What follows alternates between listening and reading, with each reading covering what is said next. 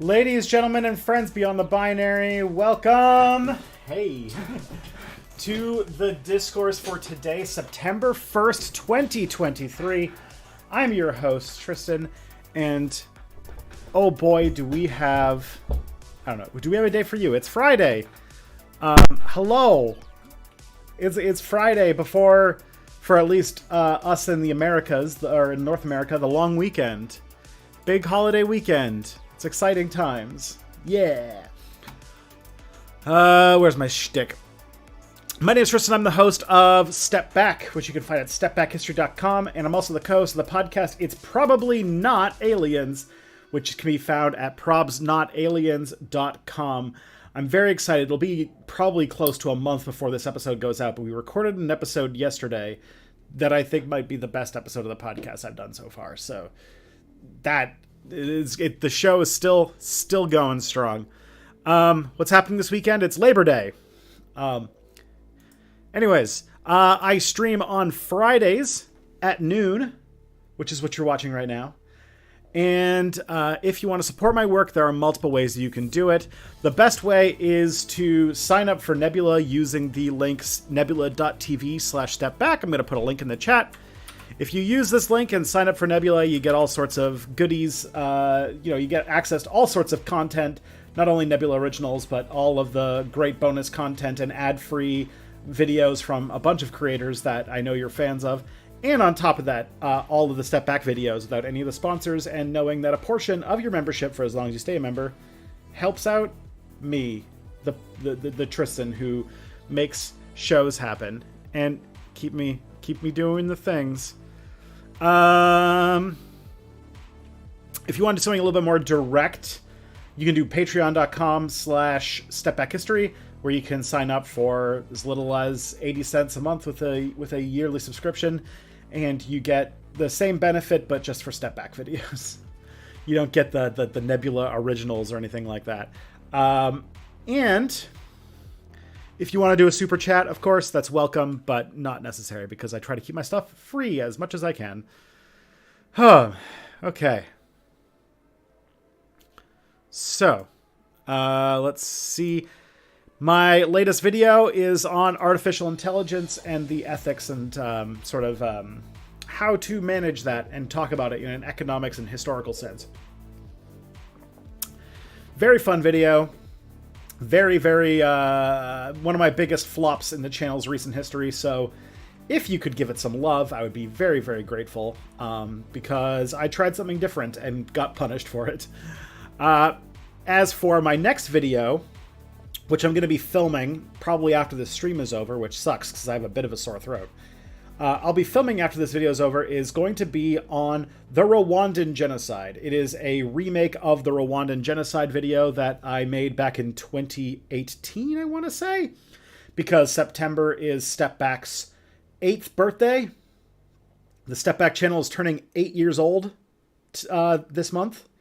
And so, as per Step Back tradition, on my birthday, on Step Back's birthday, I remake one of my older videos by either adding new context or new stuff, or just higher quality, or whatever.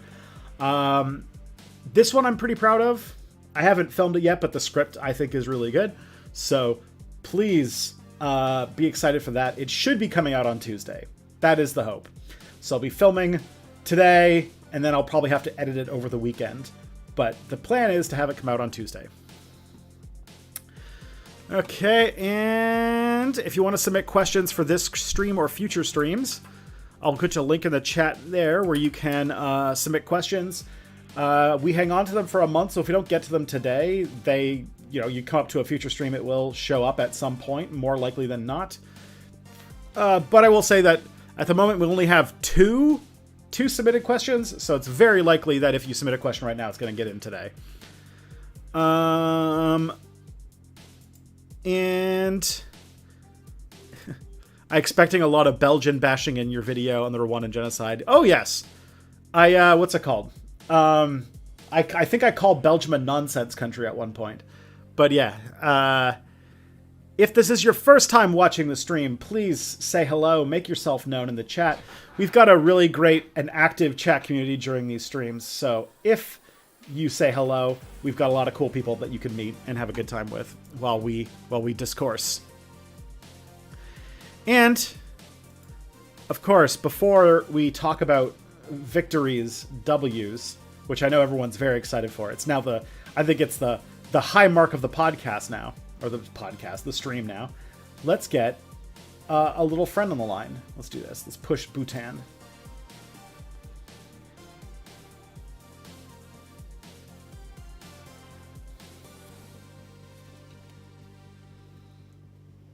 Oh boy, look how washed out I am. Hello. Hello. Whoa. You're in very high definition today. Am I not usually in high definition? I feel like your lighting setup is like more on point today or something. Oh. Good? Maybe bad. Very good. I will... You have like a balanced lighting setup. That's like... I don't like that. I want to have like lights shining in my face, the strongest it's ever been. Hi, Tristan. I'm sorry I couldn't make it last week. The medication almost killed me. That happens. I mean, maybe it should, but it does happen. It for sure should not, but alas, it is what it is. But yeah, welcome to the stream. Welcome back. I love the stream. How have you been now that you are medicated? Last time you were not, right? Like we were both here. I think so. Yeah, because 2 weeks ago, two streams ago at this point, I had my first stream when I was on it, and I'd only been on it for about a day. And then last week was also the one where I had been on it for about a week. And I sense that they went very well. There was a lot of times where usually like before there'd be times where like, you know, doing the stream solo, I'd be like, oh, I'm out of questions. Look over there while I like do something. But this time, like after going on like various rants about things, I found out that we were like an hour and a half into the stream and I hadn't even started answering the questions yet. So depending upon whether that's good or bad, that's up to the audience to decide, I suppose. You see what I mean now, right? Like you have an infinite energy of just like vamping now. Yeah, I'm very curious to see how it translates because right after the stream is over, I'm filming my next video. Oh. So this will be my first time filming on Crank, and I'll see how. Don't call it Crank. I'm gonna call it my brain pills. On my brain pills. On my prescription methamphetamines. That's the one. I love calling it meth. It's very fun. Drugs are great. I love drugs. Drugs are great. We can say this on YouTube.com. I am on legal drugs.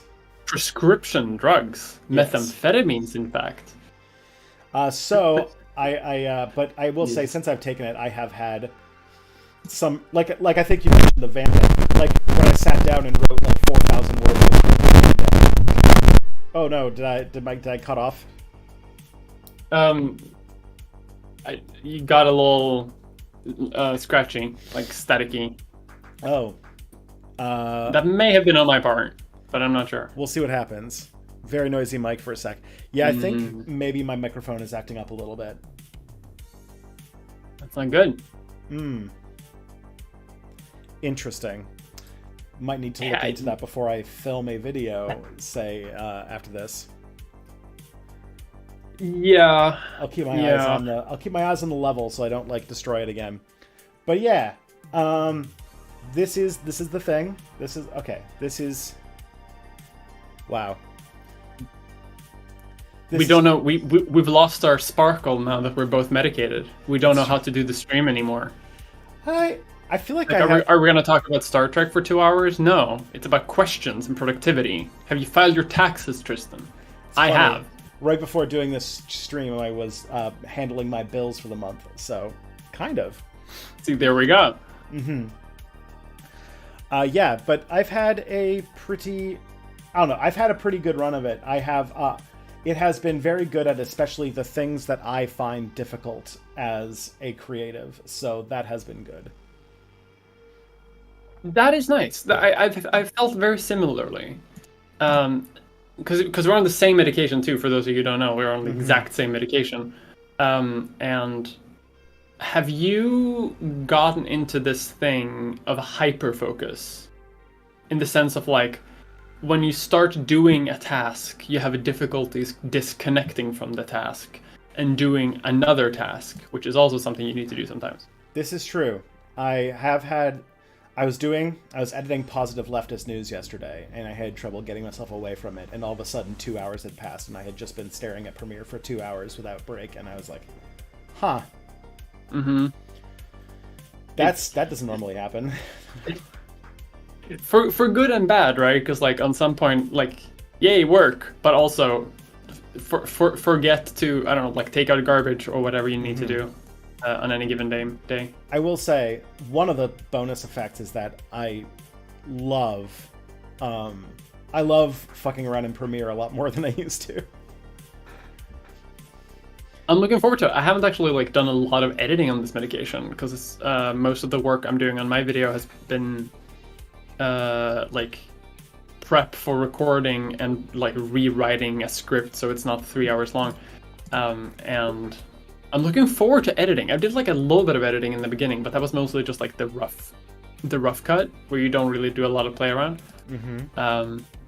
It'll be exciting. Like, what kind of playing around? Like you have the energy to be a bit more like playful and zazzy. Yeah, to just like because like doing stuff in Premiere is just like a thing of like you have to like maintain sustained creativity for hours because it's extremely time consuming and demands creativity, which means that usually by the time I'm like on hour 7 of editing a video, I am just trying to think about how I can get this done as soon as I possibly can. And I'm just like making like really like lazy edits, and I'm not like thinking of anything clever to do anymore. By like, it's probably the point where like usually in a video where there's like 10 minutes left of the main cut, and I'm like going through trying to cut it and add things. And by that point, I'm just like, screw it. Yeah, you just don't want to get it over with and be done. Like, but hopefully I will be a little bit less cavalier, and I'll be playing around with some more things.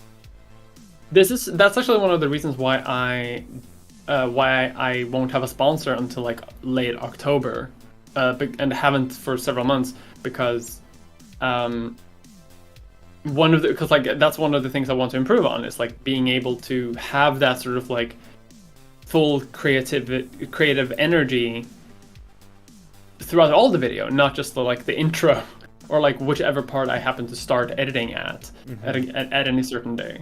So my solution like before the meds was just to give myself more time. But it's good to know that like this could actually end up not being a problem anymore. That's great. Yeah, I the other thing too, and this is what I'll point out, is that there's sort of like a lot of dependent variables for me at this point, because this video is the first video that I did while on medication. I also changed my video making process at various different points, designed to make things go faster. And I don't know which factor fixed all of these various different points of what I was working on, but what I will say is that I aimed to make this video in 3 weeks. It's going to take closer to probably 4, but the thing is, the first week of working on this video, my son got sick, and I had to spend the entire week with him. The second week of the video, I got wrapped up in some volunteer work, and what I thought was going to be like a few hours or maybe an afternoon ended up taking 4 days. And so I have done in 4 weeks, in 4 weeks, but actually 2 weeks, I have done what I set out to do in 3 weeks and used to take me 4 weeks. So we will see what happens next month, where, inshallah, nobody gets sick and I don't end up with a bunch, because like the thing I did for the volunteer work still has to keep going. There's still more stuff to do, but like I kind of did like, it's like a the afternoon will never end. Well, like I did like a series of it's like a series of interviews that he wanted cut, like 10-minute interviews that they need cut down to like 90-second, social media bits. Oh, Jesus. And and they needed 3 this month, or 4. But what I did was this month, that 4 days was made up of me like taking every single video, like all 10 interviews, and like chopping them up and like getting them all like transcribed and ready, so that now when I go to do it next time, I have all of it'll just take like half an hour per video to throw everything together. Yeah. So I did, you know how like sometimes when you work on a video project, you are like, there's like a whole lot of setup where like nothing happens, but then once that's all set up, then you can just throw everything together really fast. That's sort of what I'm at right now. Yeah. I mean, like, I that's something that I've experienced as well. It's just like being able to do a lot of more preparation. Arguably, for me, like, it's a little too much, because like it's interesting to hear that you've worked faster, which I think for like the things that you're doing specifically with like that, like you have clips and you need to produce clips. That makes sense. That makes a lot of sense. I've fallen into, and I think I mentioned this like 2 weeks ago, that I've fallen into a trap now where I have a hard time to stopping to write my script. So the script just keeps going, because I always come up with like a new thing to mention. Mm-hmm. Have you seen any like issues like that? No, but I'll tell you why, and that's because I make extremely detailed outlines before I make my videos. So my process, because I could get carried away with stuff like that, and because we have such limited time to make these things, I have processes, and I'm adding some more in my next video project. Like, for example, every day of research, before I start researching a video, I set out with like a research goal, like an objective, and a bunch of questions that if I can answer these questions satisfactorily, then research is done. And so every day when I start, I go to these questions, and then I can say, hey, can I answer these questions yet? And if I can answer all of them and I feel comfortable with it, it's time to be done doing research and start writing. The same with like the outlines, where like I make the outlines well in advance, and then I start writing. And when I'm writing, I'm writing this section that has exactly these things that I want to say. The main problem that I ran into, and this happened when I wrote my script, this Rwanda script that I'm working on right now, is that I wrote a detailed outline with all of the different points I wanted to hit. Then I wrote the first section, and it took me the entire day, and it was huge. Then when I look back at the outline, I realized that I basically wrote the entire script without moving to the different outline sections. So I then had to go back and like chop up all of the things that I wanted to say into their proper sections and then sort of flesh them out. So I kind of just, I don't see that as a failure. I think that it's just like, I had the outline in my head and the things I wanted to say, and I just got it all out. And so then, as I've always said about creative projects, even in my AI video, a take that I thought was going to be more spicy than it actually was, that creativity isn't much about the first time you do things. It's in the revision and changing things later. So, for sure. Seems like you have a better workflow than I do. I should probably also have an outline of my scripts before I write them. Yeah, if you don't have an outline, it's very easy to get lost. I agree. Yeah. And also, it also comes from the fact that I very intentionally recently tried to, like after VidCon, I realized that my videos are just way too fucking long. Because I tried doing the 2-hour video essay, and they are part of this year, which has been some of like the worst performing videos I've ever made. And so I'm trying to, I was trying very hard to get my stuff down to half an hour again, and which means that a script has to be about 5,000 words. That's fair. I'm sad to hear that like that's your experience with the 2-hour like giga video, as I call it.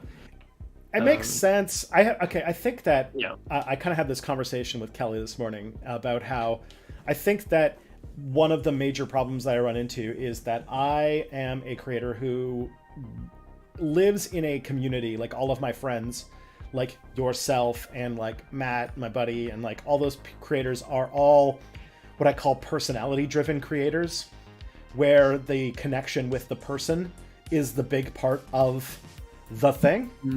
And you could make a video on a lot of different topics and not get punished as much because they are there for you, the person. I always find that the best example of people who can do this are people who make like one video every handful of months because their Patreon can kind of, like, one sign of a strong personality driven YouTube channel is that they have a very strong Patreon. The thing is, I don't have, my charisma doesn't really come, I don't have natural charisma that comes out on camera very much. So you have Riz, Tristan. Just so you have Riz. I have Riz when there isn't a camera on. Like, I have Riz like on a stream like this, but I don't have camera Riz yet. I think I'm going to take some classes. I think I'm trying to find improv classes and stuff like that to sort of get that out of me. But it means that my content is much more content focused, which means that I can't just make a video about anything, because people don't watch me because they like Tristan the person. They watch me because they like step back videos. And so I need to... So I have to like think of myself less like a Mia Mulder or a Thought Slime, and more like a real life lore or that kind of, real life lore. That's like the anytime we talk in standard about channel strategy for Step Back, real life lore is held up as like, this is the person who is in the same area that you are that is doing everything that you should be doing. And I'm like, okay.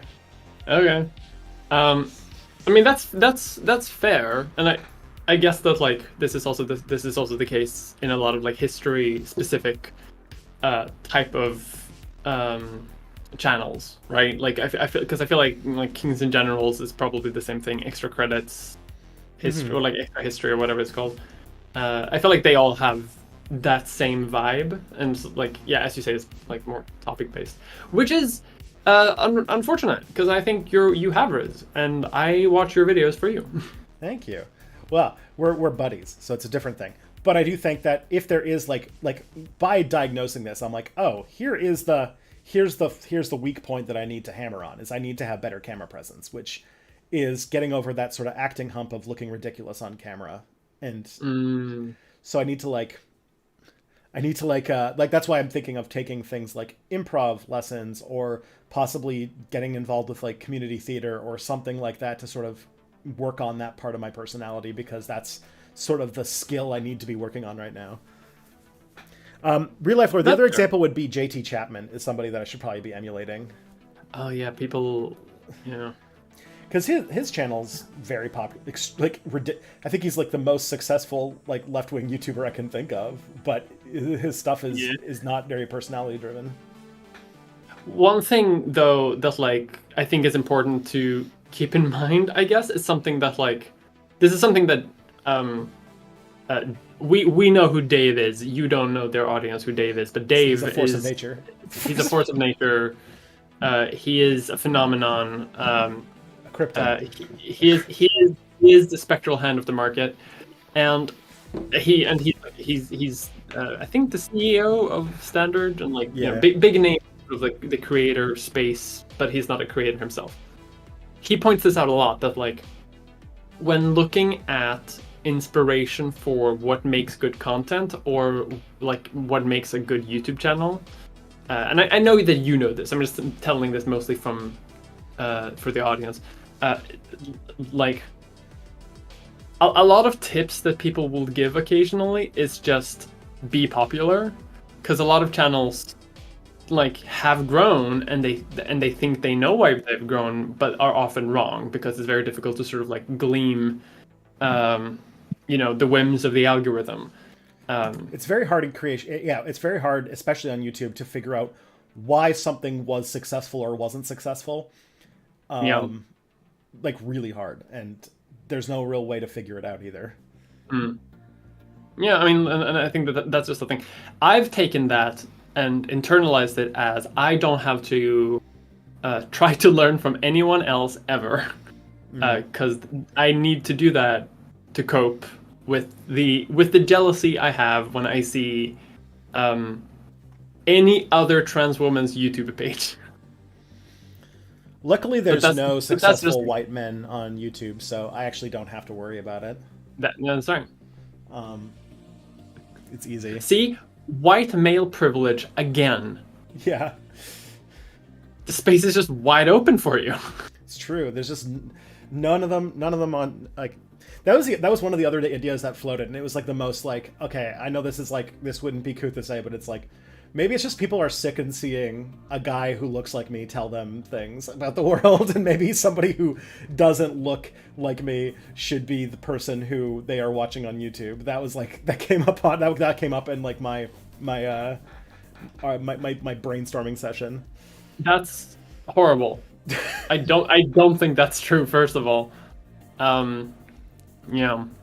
It was just But you should definitely do improv classes though. Like because I've done improv, and like I went to fucking theater school, and I think it's actually been like extremely useful on YouTube. So like, improv I think is like perfect. Being silly, being confidently silly, and confidently embarrassed, I think is a really good thing. Yeah, I remember thinking about this because I remember that, like, I'd never taken any theater classes. I should have. I definitely should have been a drama kid in high school, but I decided to be a band kid in high school instead. Absolutely no one should study theater in any way or be a theater kid. But so much of acting lessons, as far as I can tell, and even improv lessons, is all designed around, because we're like social animals, right? And we all try, like, because of that, like, we evolved to live in like see our place in a social hierarchy, and so much of acting is learning how to completely ignore that instinct and do something that'll make you look really silly in front of other people. And unfortunately, like that is how you come across as real to people, and it sounds a lot easier to do than it actually is. And so that's why so much of acting is just like, hey, like, everybody, why don't you make direct eye contact with another human being and then start making like dog sounds. And then like that'll be the activity. Yeah, it's because that shit's not normal. Yeah, humans were not evolved to do that, or to speak to a camera for that matter. So like, yeah. So that is the skill I need to develop. But we should talk about wins though, because we completely sidetracked wins. Oh, immediately sidetracked. This is our life now. This is our life now. We moved into a business meeting, strategy meeting. But yeah, like, we have wins. So because some people had questions about the green belt shit that's going down here. That's a whole other thing. It's a very local political scandal going on right now. Ooh. We have a strip of land in Ontario, because, like, you know how on Toronto is like an urban blob that's always expanding out.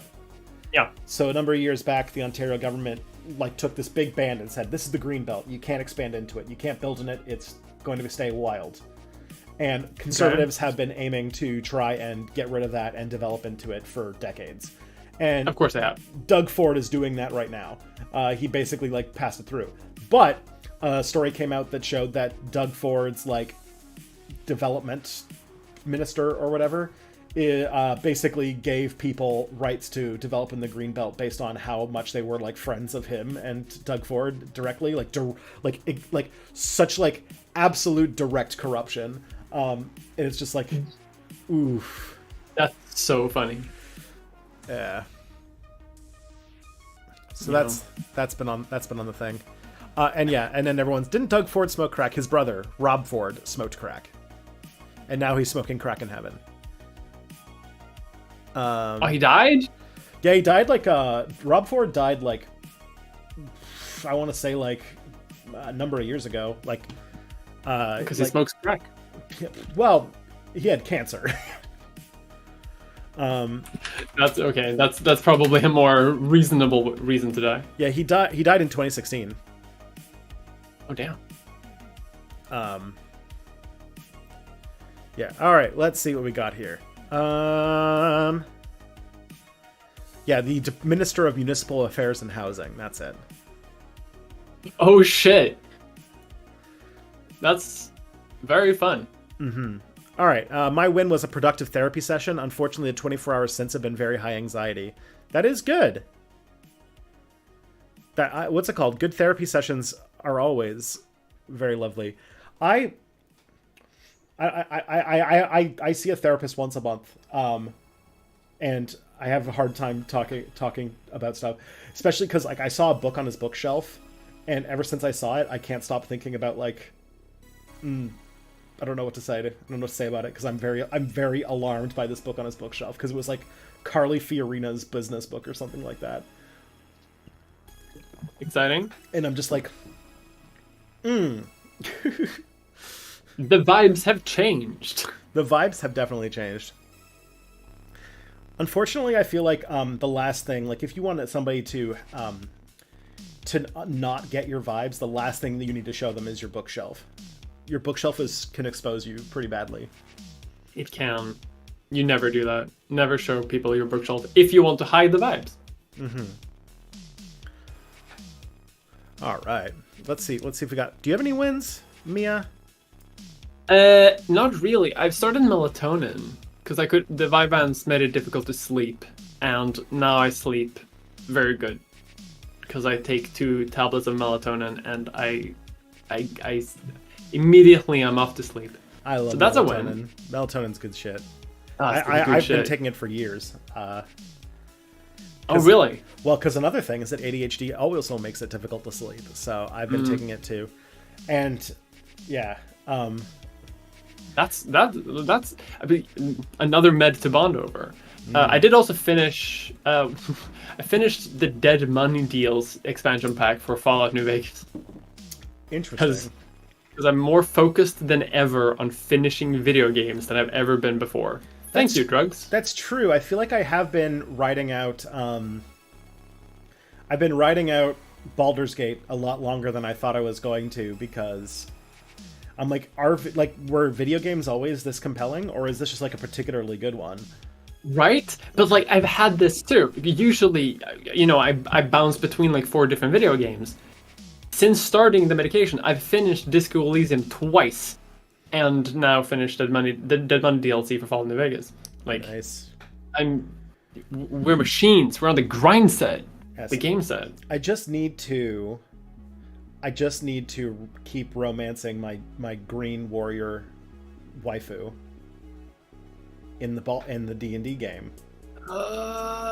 Yeah. I'm playing I'm trying to ride the line of being a kind himbo who also is like hardcore romancing the like kill everyone, let God sort them out, like Klingon woman. So I'm like,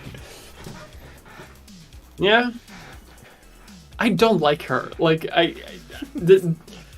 like she's maybe my least favorite character. The second we were on the ship and she was like she took like go over there, I was like, yes, ma'am. And I'm like, is this how people felt with the vampire lady from Resident Evil?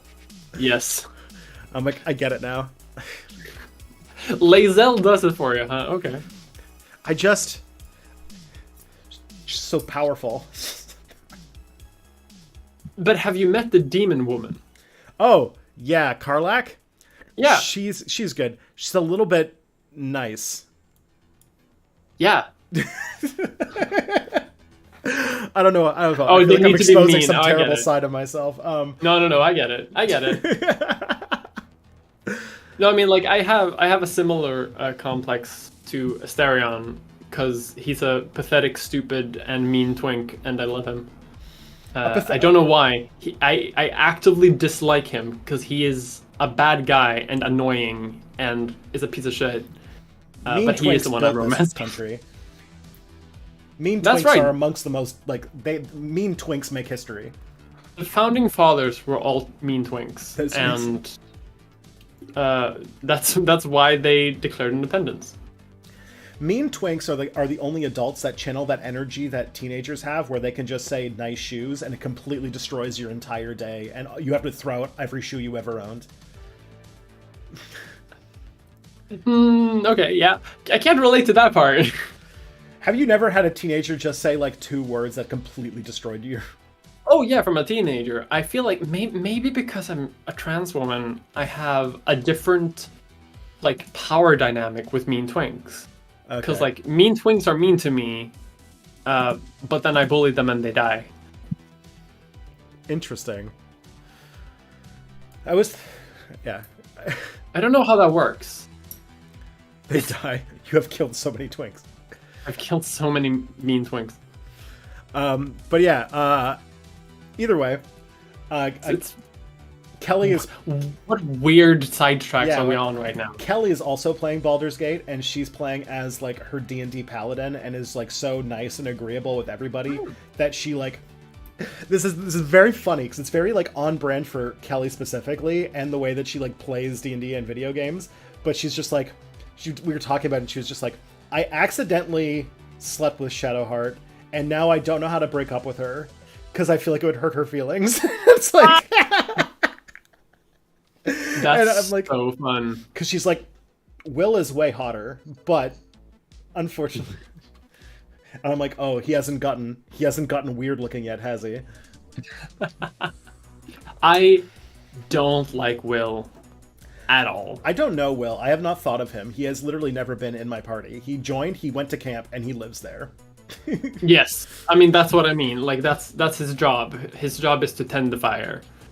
Him and Asterion just hang out there, doing nothing.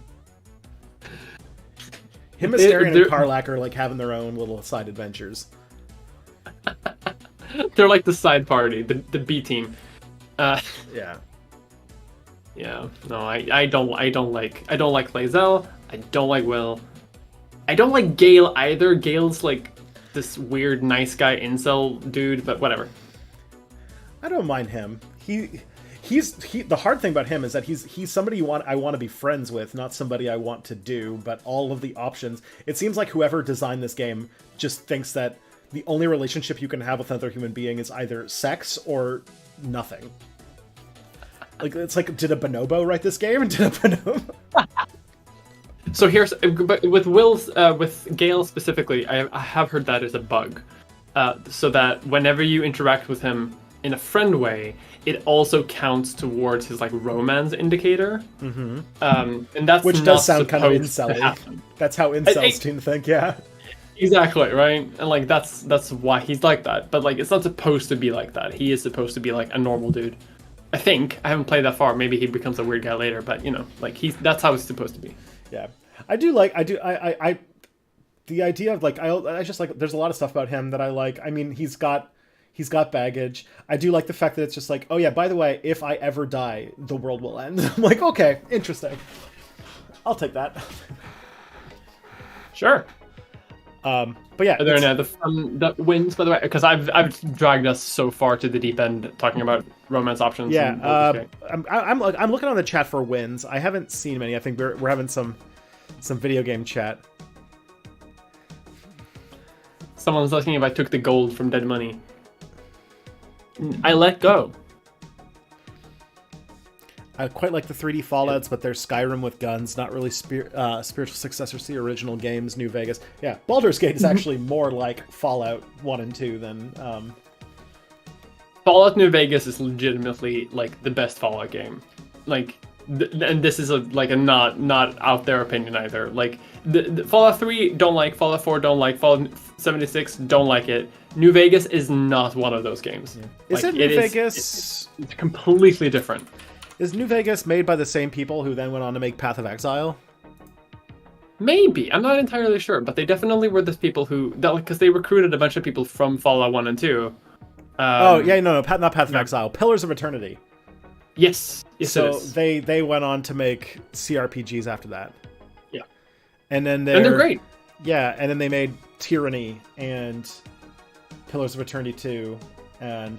I know them from that, but I also remember that they made a Fallout game before that everyone liked more because Bethesda, as we're learning this week, Bethesda's not very good at making video games. No. Apparently they released another completely like nonsense game that is buggy and but that people are going to sink like 6,000 hours into. Is it out? I think it comes out like today. Starfield. Yeah. Stupid ass game. It's coming out in a week. Oh no, my video's not going to be done by then, I don't think. Ugh, I might, because this kind of game is like up my alley a little bit. But I'm still finishing Fallout New Vegas. I make enough money that that Baldur's Gate 3 is probably going to have to be my only game for like a couple years. Yeah, I mean it's like that. It's gigantic. Yeah. Starfield, maybe if it ever goes on the Steam sale for under $10, I'll buy it. But or when it comes out for like the Xbox fridge or something, I don't know. Yeah, the new one. You know, Baldur's Gate is gonna take so long to play because it's so fucking long. First of all, just to play a normal game on, but then you want to replay it because you want to do different choices, and also occasionally like maybe play multiplayer, and that's this whole old thing, and then you're like 600 hours into the game. Yeah, I just what's it called? I have to figure out my money situation before I can. I only got Baldur's Gate because Kelly got it for me as a present. Oh, that's nice. Because I need to make positive money every month still. I'm still working on that part. Yeah. Actually, on that note, I was thinking about how, or one of the things that I'm planning on doing is there is a beer brewing co-op. Is my mic weirding out again?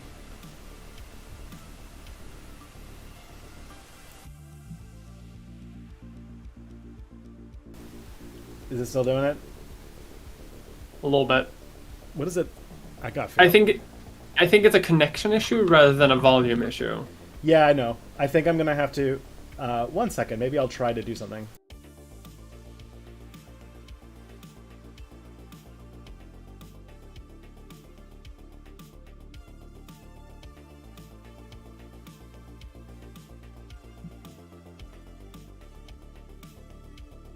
We're on an audio adventure now, folks. What is Tristan doing under his desk? Okay. Hello. Hello? You sound pretty good. Okay.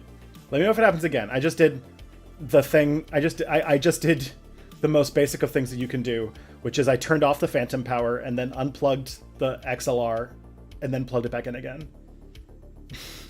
Which fixes a lot of problems when you deal with analog microphones, so we'll see what happens. Weirdly enough, it kind of works. I had so many issues with my last analog microphone that I just gave up and got a Yeti. And she works fine enough, not necessarily for like, video recording, but definitely for streams. Yeah. Convenience. Well, we'll test.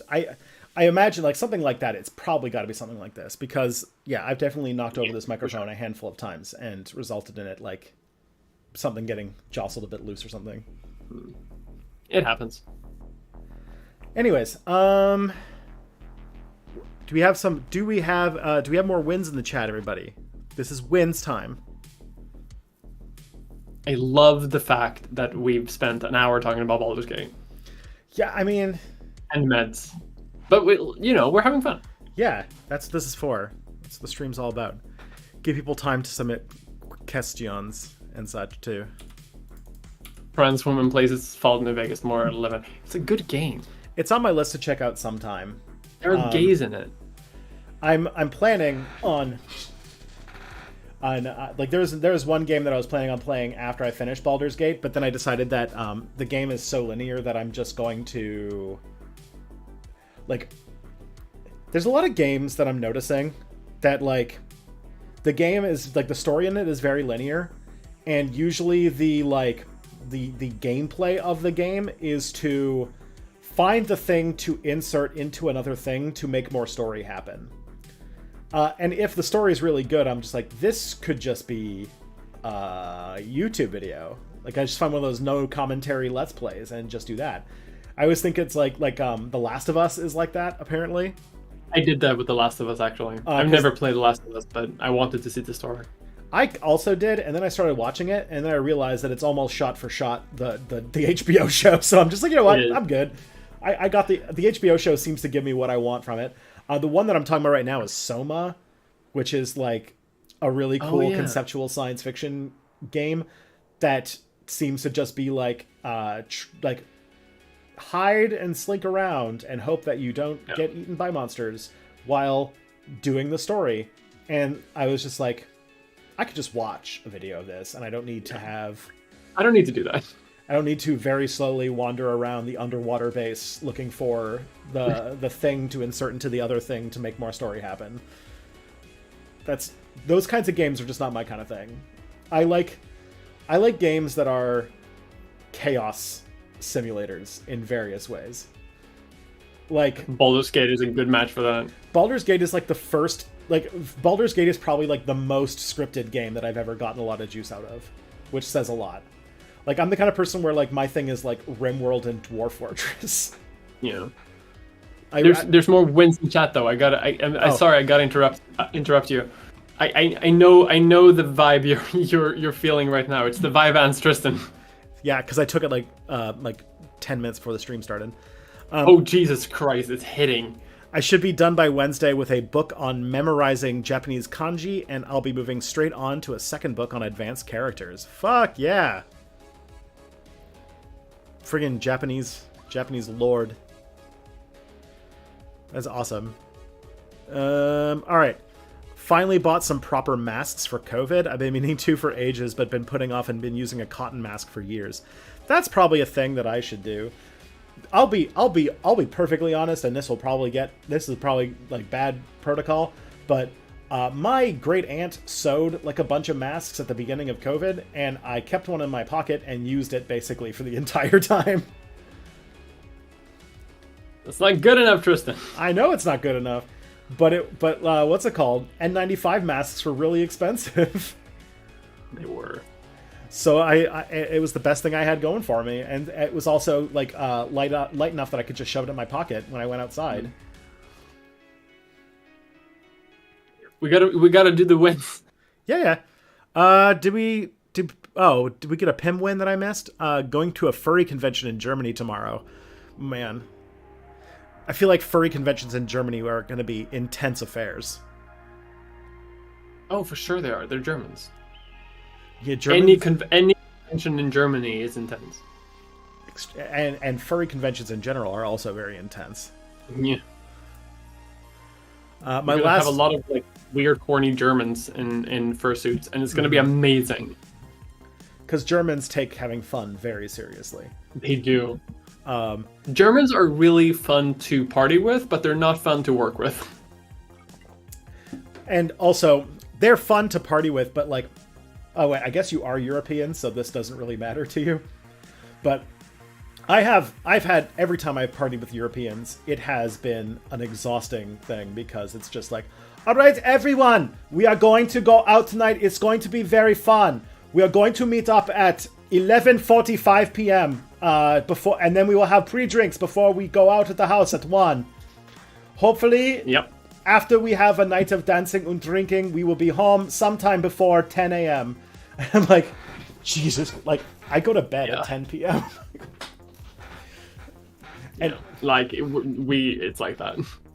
Like when I was with I partied a lot with French students when I was in undergrad, and it would like fuck up my cycle for like 3 days just to spend one night with French people. The French are deranged. They party they start partying at like 2 p.m. and then they stop at 6 a.m. Like they are they can be. I can't party with the French. Yeah, when I learned the trick was that I pre-game for sleeping, where I like take like a nap in the afternoon to get myself ready for like not sleeping the whole night. La Onda Social Clubs win. They ended their last Mortal Kombat 11 Combat League season undefeated. Shit. Undefeated! In fighting games? That's pretty tough. I don't know anything about fighting games. It's competitive. It's very competitive. I imagine Mortal Kombat is a very competitive fighting game. I could not do it. I'm like... At this point, I'm so old and my brain is so broken that like I almost can't handle any game that isn't turn-based anymore. Because it's just like I feel it. Anything that requires speed, I'm just like even if I could do it, I'm just like I'm just gonna get tired. Like that just sounds exhausting. I don't want to do that. I get it. So if you still have the reflexes of a young what's it called? Gosu gamer than like apparently this person is. So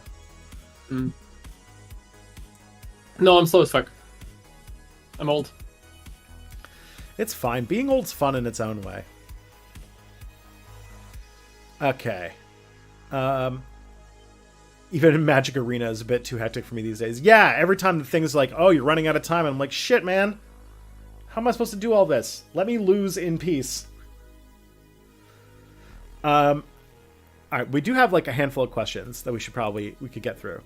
And you should ask more, because I heard we only have 2. We have 4 now. Ask more. Yeah. Okay, but the first one has been sitting on for Mia. So, question for Mia: now that you've started ADHD medication, have any of your thoughts on psychiatry changed, especially since you have found the right diagnosis? I feel that all your points in "is psychiatry fake" are valid. The mental health industry is very dehumanizing for those who enter it, and misdiagnosis is far too prevalent. As someone who also started ADHD meds this year and can finally say that psychiatry has improved my life, and want to know if you still have skepticism about psychiatric medicine, like as a discipline. Sorry for the long question, and a big fan. Thank you. It's not that... It's a fine question. Length. My thoughts on psychiatry hasn't changed, basically, at all. I think that... Obviously, I really enjoy being on ADHD medication, and I think it's a really, positive change in my life. But I still have gripes with the idea that I pretty much need ADHD medication in order to live a fully functional life. Because I'm noticing now, I'm still noticing, even today, that I have had so many limitations be my normal for years. And as I started the medication, those limitations are lifting, and limitations are lifting that I didn't even know existed. And I think, and partially that's great. It's making me fit into society a lot easier and be a productive member of society. But I don't think that we should have a society that requires me to do this in order to be a full member of society in that sense, to have a full potential in society. So that's one aspect of that's one prong of the answer. The second prong of the answer is that, and this is me revealing my class traitor my class traitor methods. As a socialist or leftist or whatever label you want to have. What did you say? So, did you accidentally buy a house? Because socialism is when no house. Socialism is when no house. But socialism is also when the government does stuff, remember? And if it does a whole lot of stuff, it's even more socialist. And Sweden has public healthcare, right? This is a quick story of how the ADHD thing happened. I may have told this before. And in that case, I apologize. But I tried to get help for the symptoms that I was having via public healthcare here, and I live in Stockholm generally, and Stockholm healthcare has been led by right wingers since forever, basically, and they've made it dog shit. They've made it underfunded and understaffed and etc. etc. So I've applied multiple times and I've been denied. I've been dismissed over and over and over again because my concerns weren't serious enough to the point where I can, where I would qualify for the government level of crisis to get medication or any kind of treatment actually. But turns out you can just pay a doctor out of your own pocket and he'll do medicine on you, and that works faster, but that is also yet another one of those because when I did that, paying out of my own pocket, he put me through a bunch of tests and tested my brain, tested my focus, tested my vision, etc. etc. etc. And basically came to the conclusion that I have like pretty severe like symptoms from having ADHD, and like I definitely qualify. It sucks to me then that the only level of like proper psychiatry that I felt that I needed at the time is like locked behind a paywall, basically, like locked behind, like I'm not going to mention the specific number that it cost, but like a significant amount of money, and it sucks, because like in a better world you should be able to have assistance as part of normal healthcare that works, but like and that this is less a criticism of like, I don't know, like psychiatry itself, but more of like psychiatry in practice. But that is also something that I mentioned in that video, right? That like the psychiatric institutions that exist are either dog shit or expensive and only for people who can afford it. And I'm very lucky that I can afford it, but like a year ago I wouldn't have. So, you know. I know that feeling. So that's my take on that question. Yeah. Daniel, thank you for the $5 super chat. Started to drink. Did Warrior promos on YouTube or Discord chat now that Discord doesn't have a voice messenger anymore? No regrets. I'm going to need a disambiguation of what that means. But yeah, is this something that the youths know about? Yeah. But yeah, on that note, I mentioned that like one of the reasons that I can take this medication is because my wife has supplementary health insurance. Because when I first got my prescription, I went to the pharmacist and I didn't have my insurance stuff set up, and they were like, "All right, here's 30-day supply. It's going to be $200." And I'm like, can you double check my insurance on that one? And then it ended up being nothing. And I'm like, well, good to know. Good to know, yeah. Yeah. And I imagine if it's $200 in Canada, it's even more expensive in the US. Oh, I bet. Jesus. Damn, you get supplies for a whole month? They give me these tiny ass little pill bottles that last me like maybe a week if I'm lucky. Because they're worried about like addiction, and I can't withdraw more than one at a time. So I have to go to the pharmacy like over and over and over again, being like, please give me my meth. Oh my. Do you know what the Ultimate Warrior is? I don't think so. Like Ultimate Warrior. It's a professional wrestler.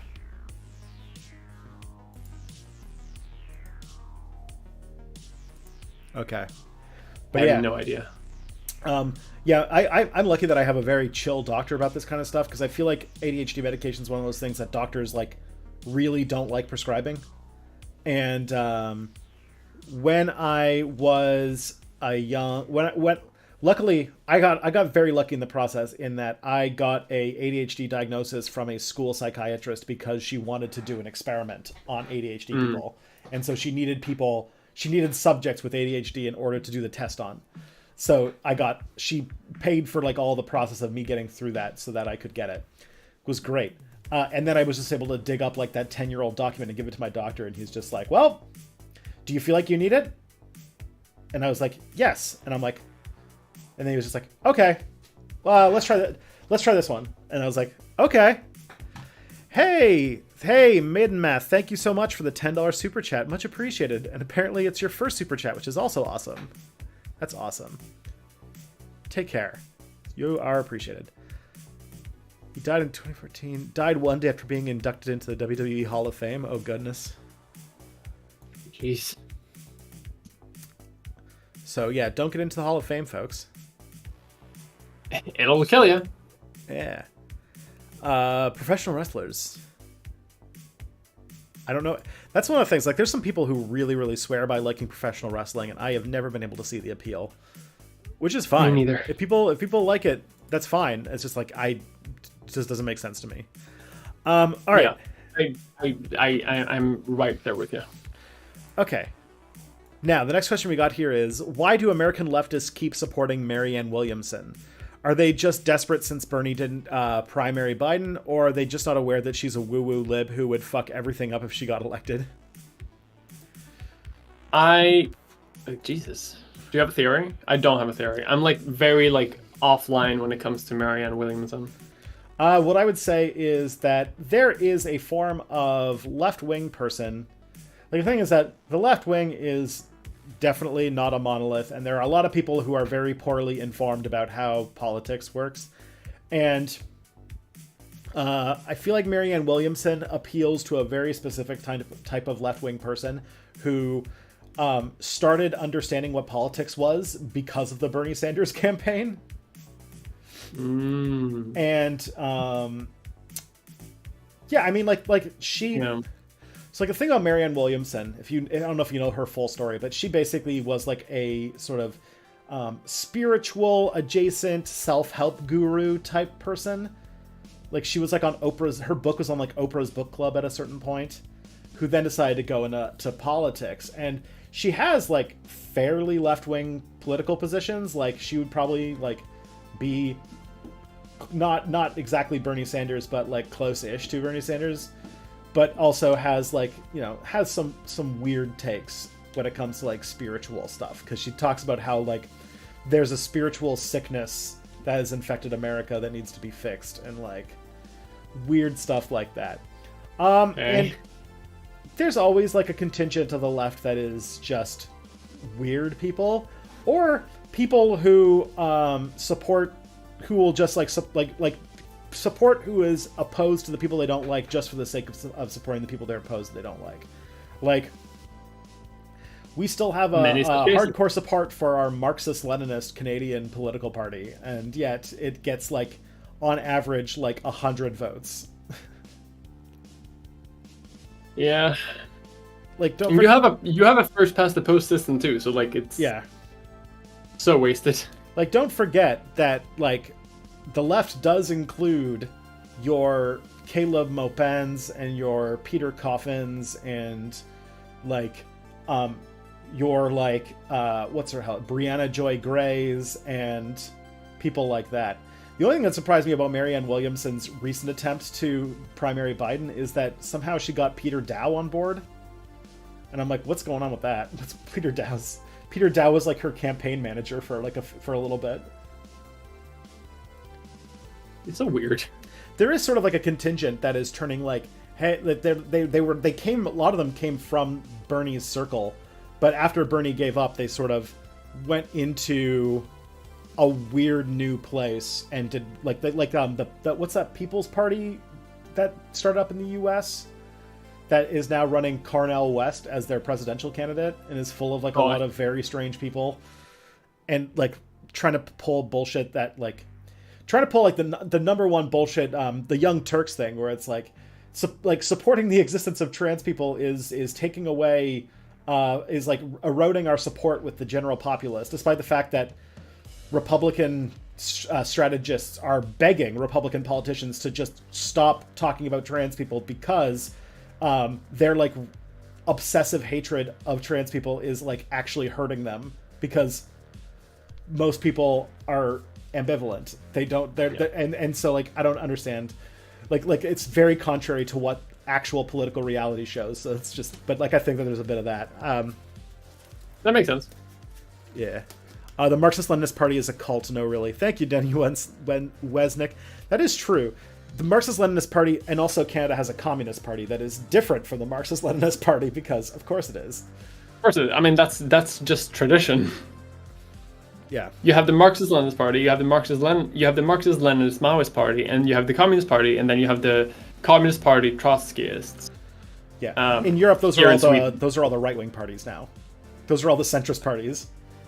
Like, didn't we talk about this once before, where it's like your average European parliament will have a party that is called the People's Communist Soviet, that is the center-right Social Democrats.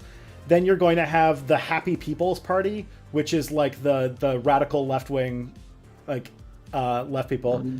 And then you're just gonna have a party that's called like the Democrats, that is like an actual fascist party. Yeah, pretty much. Yeah, like that's, I remember hearing that and I'm like, man, because like in Europe, basically after the communist bloc fell, a lot of the communist parties just turned into like social democrats, like mild social democrats that have been drifting right ever since, right? Yeah, pretty much. Like, and some of them are like pretty explicitly like right wing and conservative, which is weird. Because you'll end up with like people who describe themselves as like center-right liberals, but whose actual policies are to the left of the Marxist-Leninist Party. So it's like, the fuck? Mm-hmm.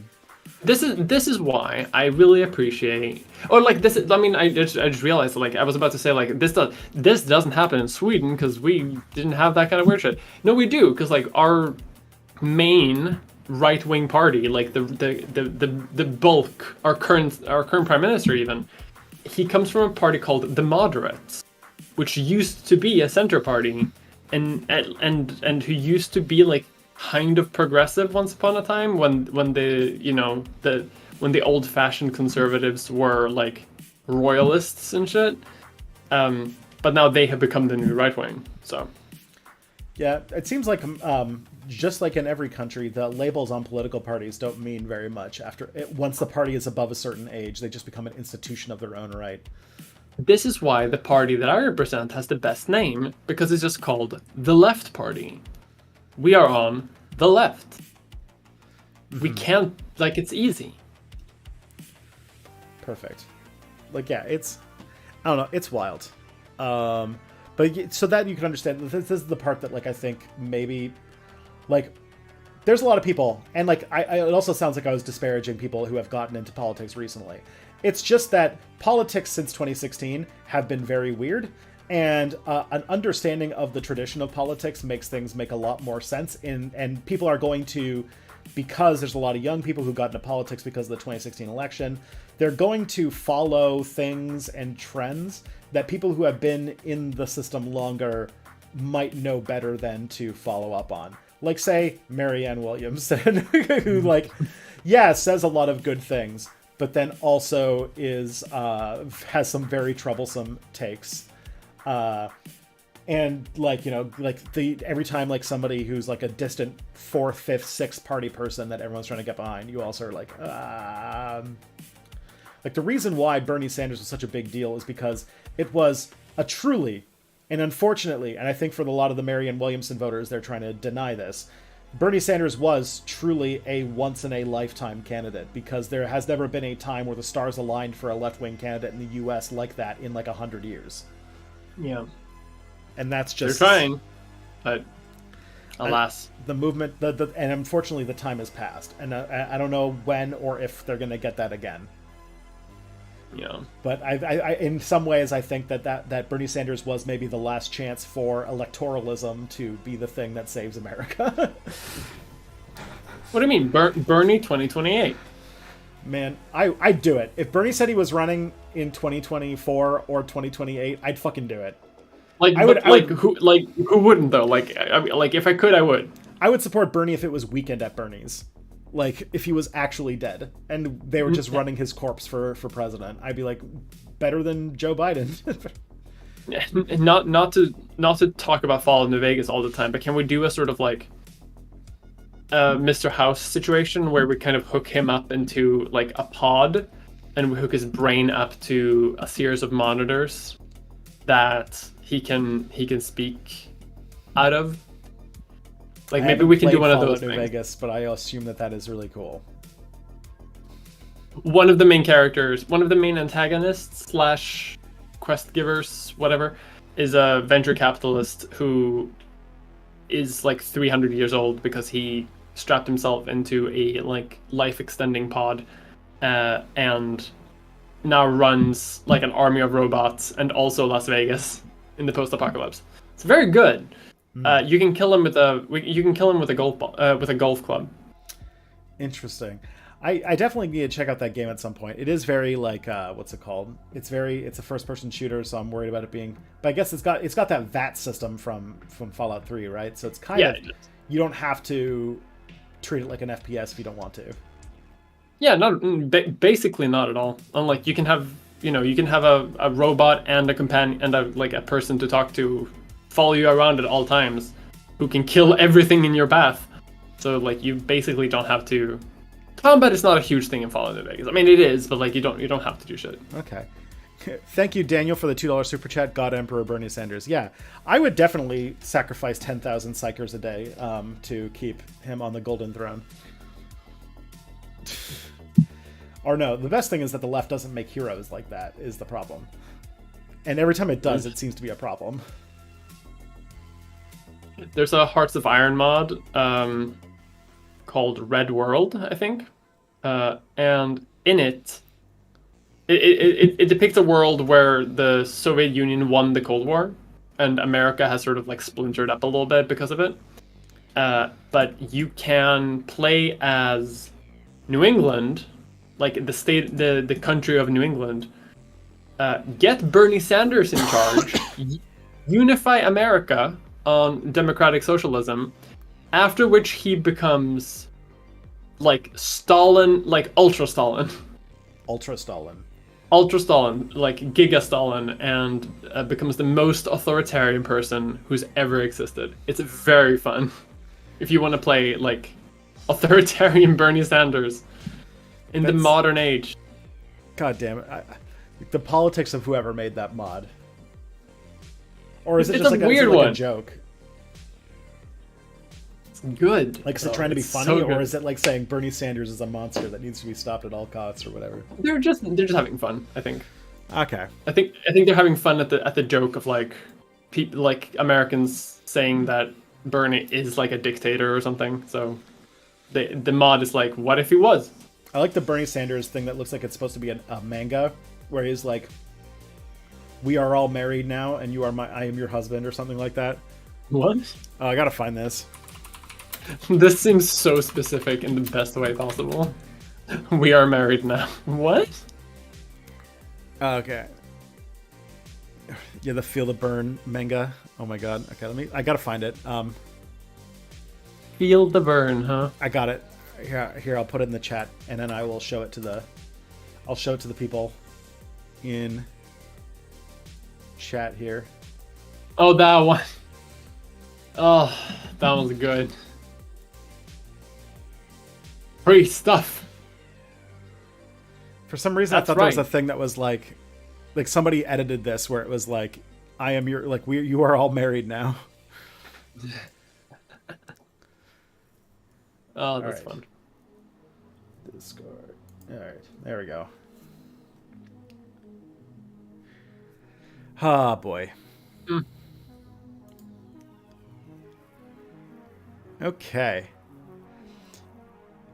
Man, now I'm thinking about like how if I take with the power with methamphetamines that I'll be able to actually play the video games I want to play. Maybe I'll see the end game of a Stellaris game. You will. I have. And the end game of a Stellaris game being the point when it kills your CPU and you can't play any longer. That's right. It's, the end game of Stellaris is after you press the space bar at the start of the game.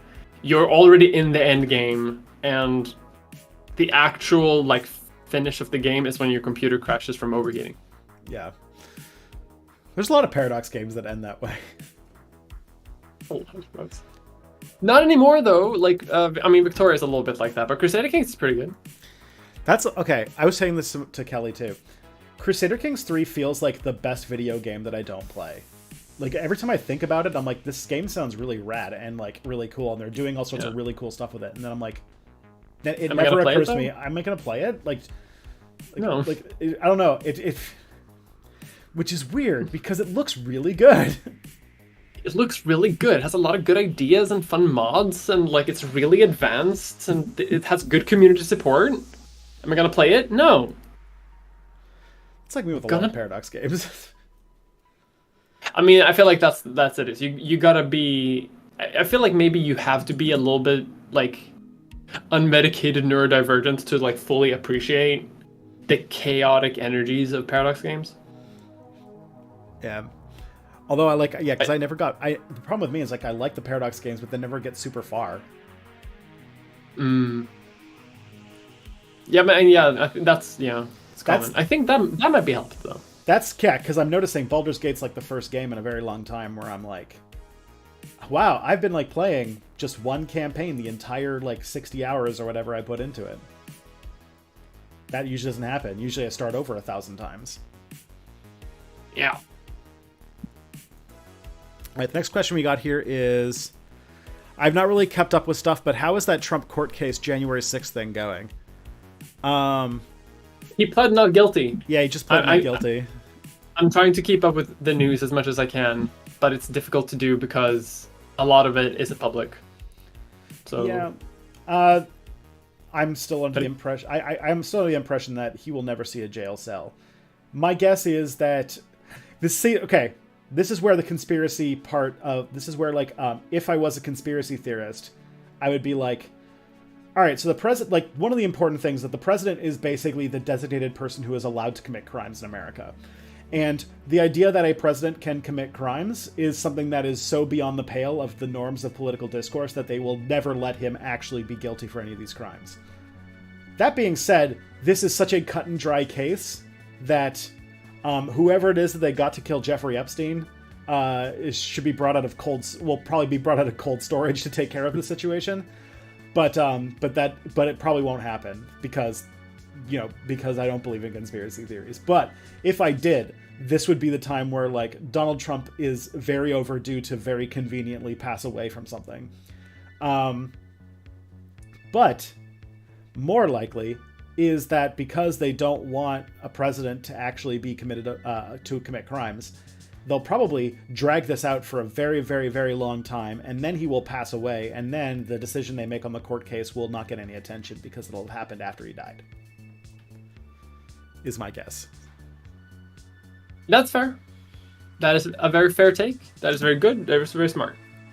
I am high on copium and Vyvanse, but mostly copium and hopium, and I think he's gonna go to jail.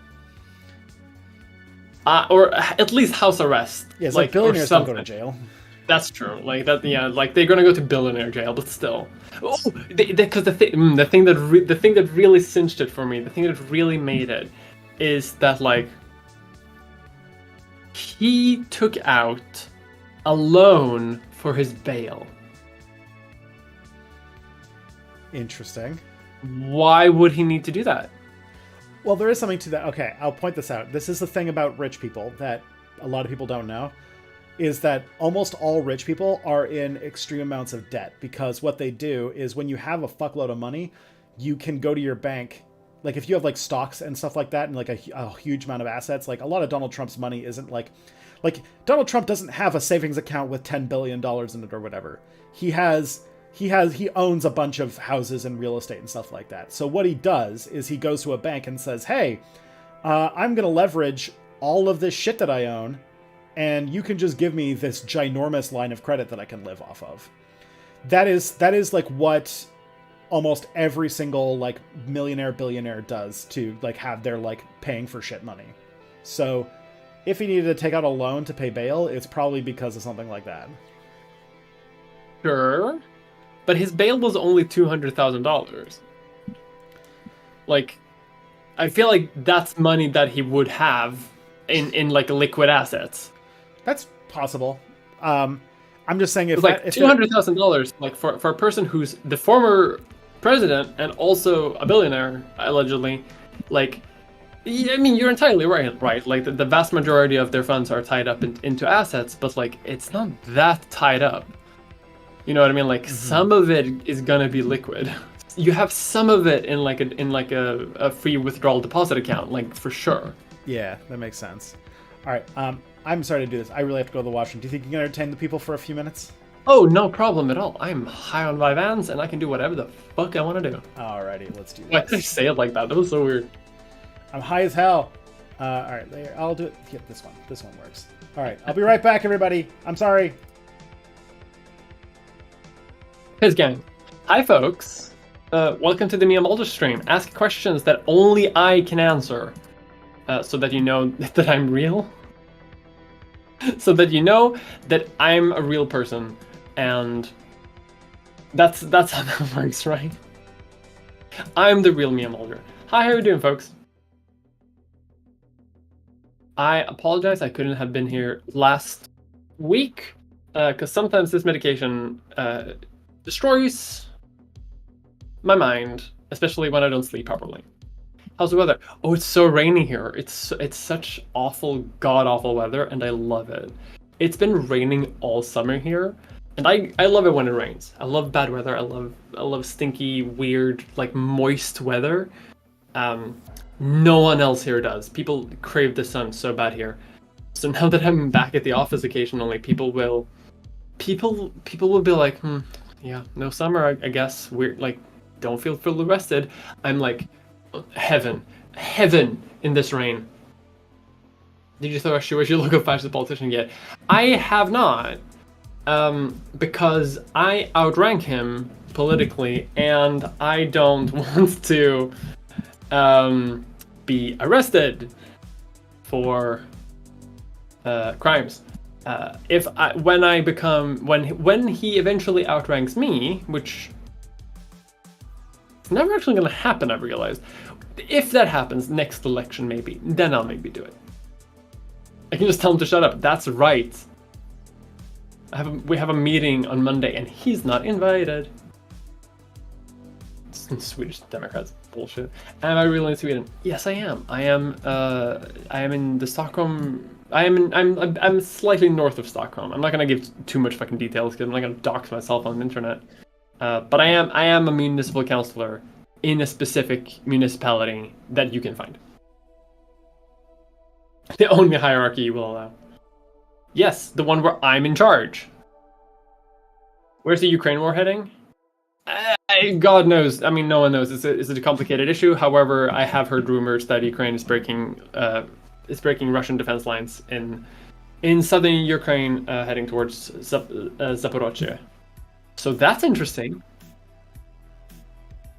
Welcome to War Watch. On Step Back, we're talking about the current advance of Ukrainian forces towards Zaporozhye. How are you? What's your take on it?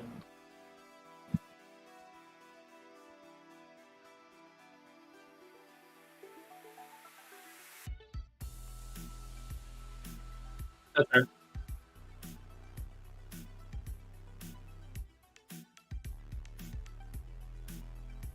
You are muted, people say.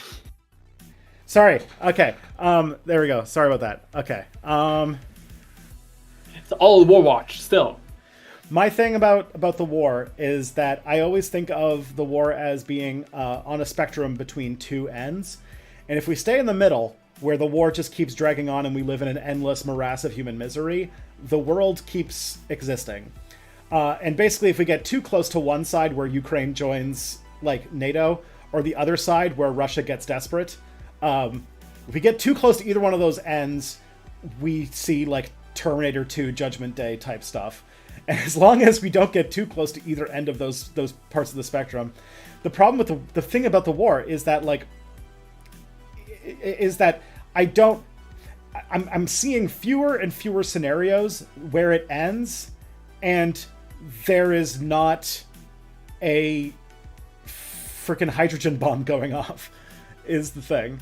Like, that's so interesting. That's like, because I mentioned this before too, that like especially on these streams, that I think that in North America and in Europe there are two like radically different how do you say, there are two radically different like views on the war. It's very interesting because like the anxiety about nuclear war does not exist here. Like no one, it's non-existent. Here it is very much like push them out, take back Crimea, send them fighter jets, and everyone's just like, yeah, including me actually. But Moscow has like the largest nuclear stockpile in the world. Yeah, but like they can't use it. How are like, because like if they use it, and this is also like if Ukraine for some reason starts pushing into Russia proper, like with the Ukrainian like actual military, that's one thing, and I don't think anyone thinks that that's what they should do. And like even Zelensky has come out and said this, like, we're not going to do that. Like we're not going to do that. But from what I've heard anyway, the idea is that using nuclear weapons is such a radical move that it would entirely isolate Russia to the point where Russia would immediately fall apart, even if it's just the one nuke. Like, even if it's like the most minimal possible situation. Like, there's no situation in which Russia uses a nuclear weapon and comes out on top. Yeah. Either by nuclear war or by them like using a tactical nuke sometime and being completely isolated from the rest of the world for the next like 3 decades. So that's okay.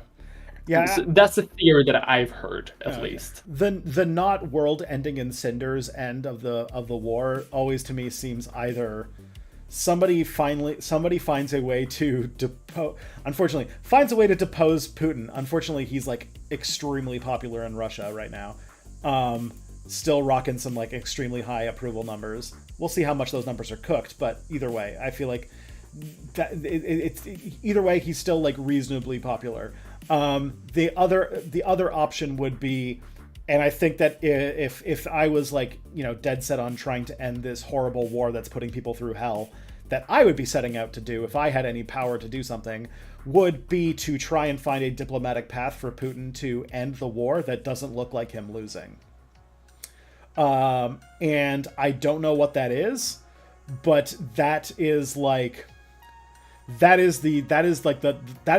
only way that I see this war ending without like either Ukraine getting so desperate that because if Ukraine ever comes close to actually losing the war, like I have a feeling that the West will start pulling in the big guns and World War III, and then if Russia gets too close to like actually losing, pulling out the big guns in World War III, like that's the part that I'm like I feel like there's a lot of people where their interest is keeping it in that middle part because they really don't want to test what happens if it gets too close to ending on either side. And the way to end it is going to probably not be through military means. It's going to be diplomatic in some way. That's my guess.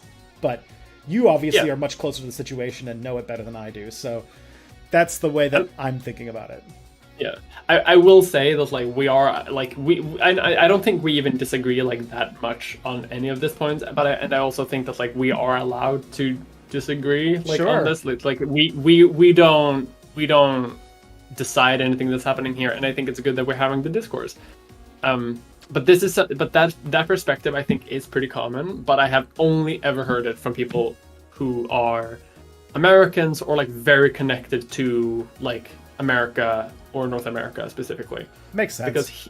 Because here, the idea of giving Putin an out of the war diplomatically that he can spin as a win, because like that's the only one he's going to agree to, is like there's an idea here that is kicking the can down the curb, and that this is going to happen again somewhere else. Like somewhere else, either in Europe or like close to Europe. And that the next time it happens, it's going to be even worse because now everyone wants to join NATO as fast as humanly possible. Mm-hmm. So the idea has been here anyway that like it's better if you kick out the Russians right now, punish them while they do it, so that this doesn't happen again, and then Ukraine joins NATO, and then basically putting the boot down on Russia, which sounds very like shitty and like a little imperial, but I think people got to remember that like the boot currently is on Ukraine from Russian imperialism. Yeah, there's some second order concerns I would have with stuff like that, just because like the reason why Putin is in power and doing the things he did is because of basically revanchism, like driven by the humiliation of Russia post the Soviet collapse. And that if Putin is like, and Russians are like publicly humiliated in another military blunder, or in a military blunder that like, you know, you give it 2 decades and they're going to have some sort of like a country that is driven and humiliated leading to revenge. Like, I don't know if you remember the Weimar Republic, but it doesn't end well very often. But that is, of course, like that's like to not do something because maybe 20 years down the road something will be bad is a tougher, geopolitical take to make. I mean, I feel like the hopeful, like I feel like the best of all answers that we can't really do anything about is that that like Putin just somehow goes like he is somehow taken off the board very like yeah. If somehow he ends up with a sudden case of polonium poisoning or something, that seems like but it's like the last person there was already an attempted coup, and the leader of the coup just got his plane shot down a few days ago, or about a week ago, I guess now. But like the things that come to mind to me are like, well, who's going to replace Putin? And like, given the circumstances of the end of a war with Ukraine, how would they respond? Because I feel like no country ever has responded to a humiliating military defeat with like, well, we learned our lesson. Time for us to change things. I also, that's entirely fair, right? Yeah. But like at the same time, it's like in history, it's also been very rare for a country to like start like an unprovoked illegal war of expansion, win anything from that expansion, and then be like, well, we're done now. Yeah, like that's it. We've done all the expansionism we're ever gonna need. It's true. Yeah. On that note, actually, if there is a model for like how to make Russia not just be the next World War subject in like 20 years, it's basically for the world to commit to like completely demolishing and rebuilding the country from scratch, like they did with Germany after World War II, which does feel like a bit of an ask. But also there's also the idea that Russia is like 18 countries being held together with baling twine, and that if it actually takes a serious shock, it'll break apart into pieces anyway. Which also will happen violently and terribly. The other concern I have, and maybe this shouldn't be a concern, but I do feel slightly concerned about what will happen to the citizens of the Donetsk and Luhansk oblasts who are like, because they're predominantly ethnic Russians who, depending upon how the numbers unfortunately nobody can really know about how much they actually supported joining Russia, but like if they find themselves like, oh, the war's over, you're part of Ukraine now, you think Ukraine's just gonna let that shit fly? Like especially with like a strong Ukrainian nationalist government, like I have a feeling that those Russian minorities are not going to have a good time afterwards, but we'll see. Maybe because and I see sort of where you're coming from, but like and this is anecdotal, like but the Russian speaking but like the ethnically Russians or Russian speaking Ukrainians or however you want to phrase it, I've met who come from Ukraine, which happens occasionally because I work in municipal politics.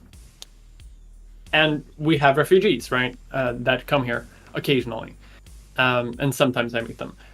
Almost all of them are like fervently supporting Ukraine, to the point of like, and like that doesn't really come up as a concern, okay, like basically at all. Like, yeah, I mean it does occasionally happen, but it's not something that I think has been on the board as like a major diplomatic like issue for now, except for the point that like because the thing that also like makes it more complicated, right? It's like during, for example, that annexation and during the insurgency,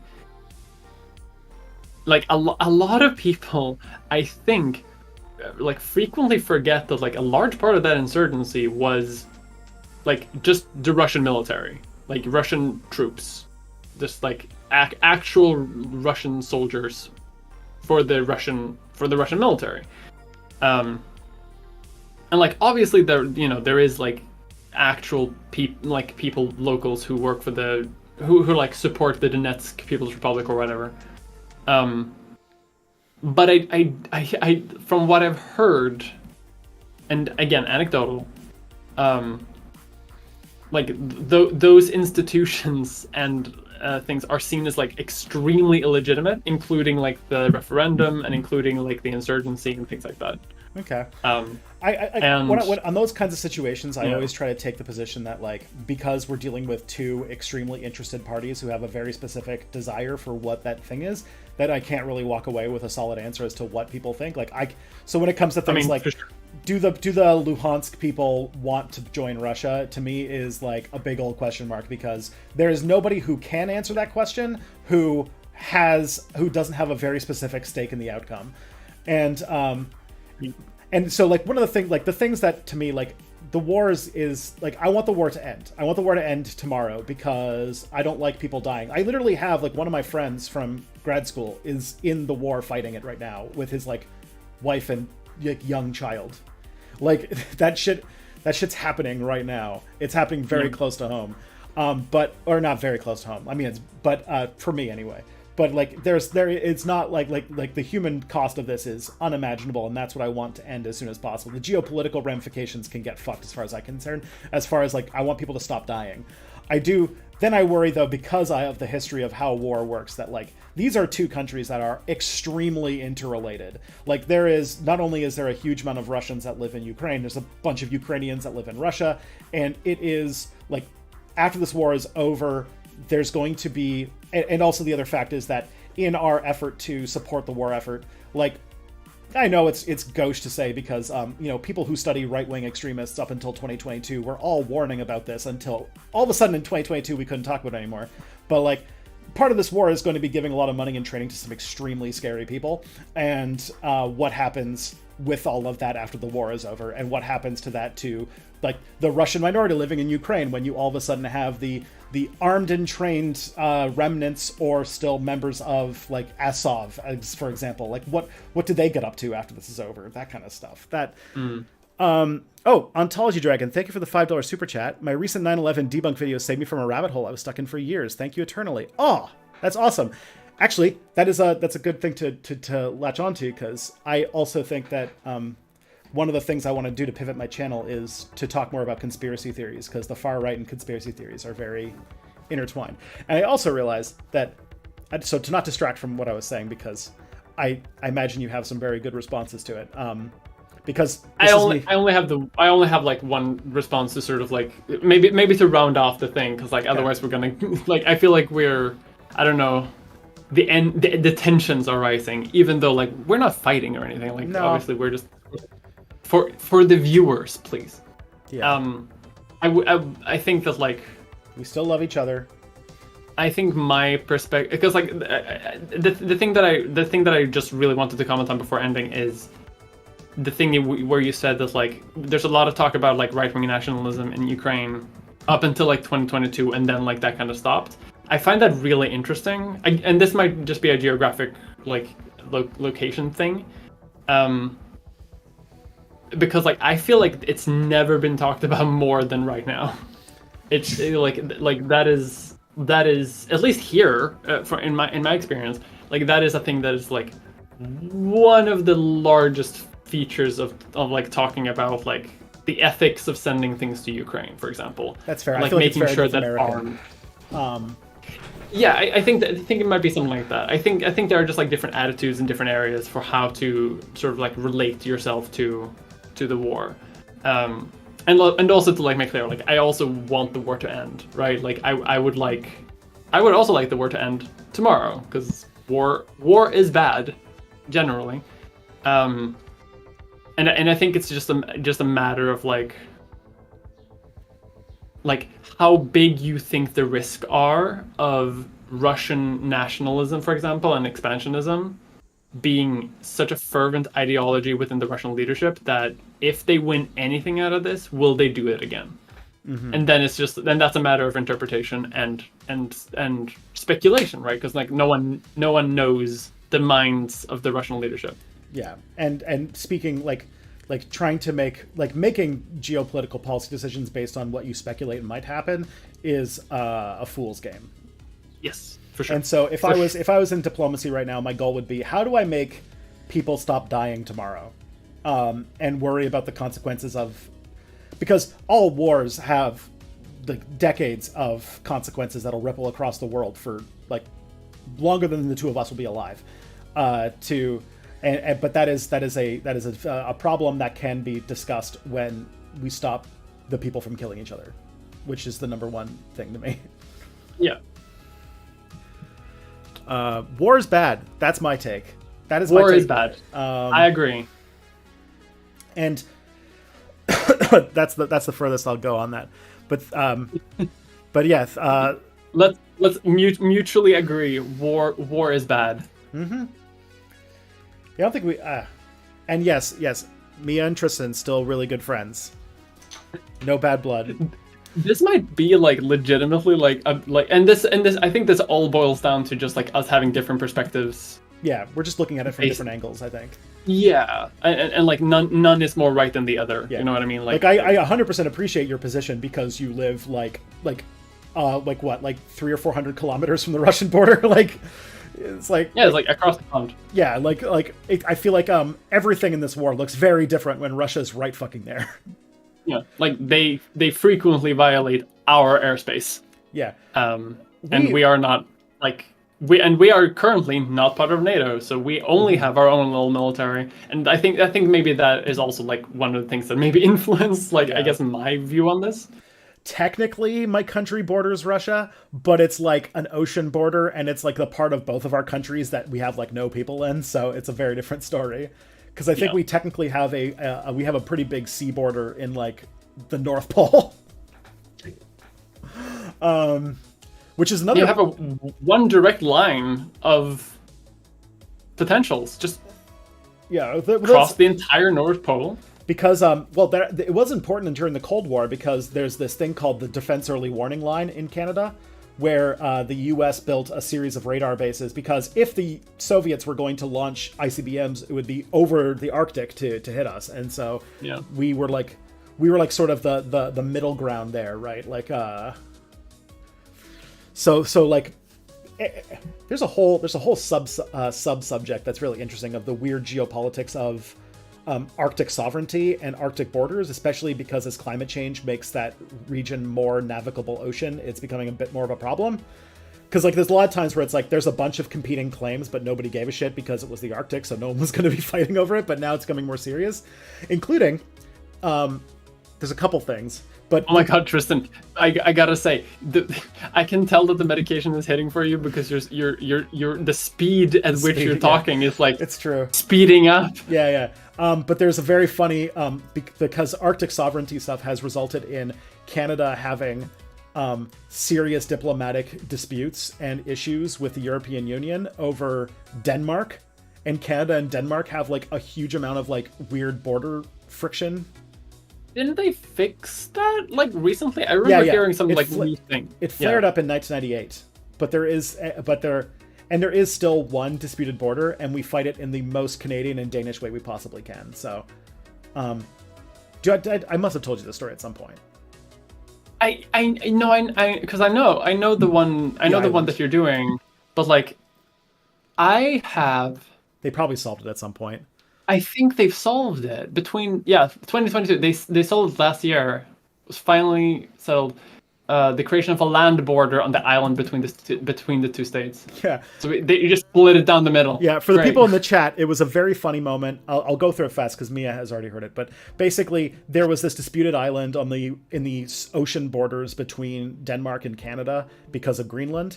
And basically, what would happen is both countries' navies had a Arctic patrol, and every time they would go to the island, take down the flag of the previous country, put up their flag, and leave a bottle of liquor from their country. So Canadians would leave a bottle of whiskey, and I think the Danish, it was a bottle of what's it called? Trying to think what it was. It's like maple syrup. No, it's right? The Danes. The Danes would leave a bottle of like schnapps or something like that. And this was just like a sort of like that was a dispute. It just became a sort of like little tradition for them to leave. Because can you imagine, Arctic patrol in the Navy is probably one of the most boring fucking jobs you can imagine. That the one time where you get to fuck with the Danes or fuck with the Canadians is like one of the highlight of the tour. Yeah, for sure. Let's see if we got any more questions. Oh, we got a couple. Are you able to explain the coup/revolution happening in Africa right now? I'm unfortunately aggressively American. I have no idea what to do. What's going on in world politics? You're talking about the that thing that's happening in Niger. I do not know the details. No, of that. it's another one. There's another one happening, and that not the one in Niger. No, it's one in Gabon, right? Oh my goodness. Yeah, it's a coup in Gabon. Oh my god. Okay, then that shows just how far I'm checked out, because I still thought we were talking about the Niger one. It's 2 countries down. My guess is that I'm not even gonna guess, but we've been having some weird fucking weather, and that's probably causing some massive resource stuff in extremely in like countries that have delicate economies, like say developing West African nations. Actually, I don't even know where Gabon is. It's not. I don't think it's in West Africa, is it? Oh no, it's like freaking. Yeah, it's on the west coast, but it's like south. It's not like the sort of jutting out part. It's like it's I guess they call that Equatorial Africa, right? Yeah. Oh yeah, because Equatorial Guinea is right there. What's that? But yeah, I'm not a debate streamer, so I don't talk about things that I don't know about. I'd probably make more videos if I did. I'd probably make 3-hour-long YouTube videos every single day of me owning people with my debate strats or whatever. Hey Tristan, I figured out this one fun trick for both of us to make a lot of money and grow our channels. We just debate each other on the war in Ukraine. Oh man! Every day until we have 1 million subscribers each. This will be great for our friendship. Yeah. And also for the channels and for the world.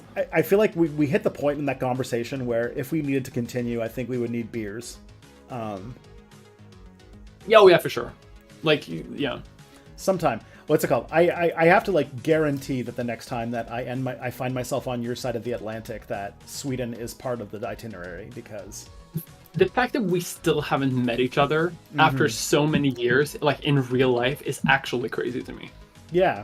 Like I've known you just as long as Scott, and I've seen Scott 3 times, and I just got back from his wedding. But yeah. Come to Sweden.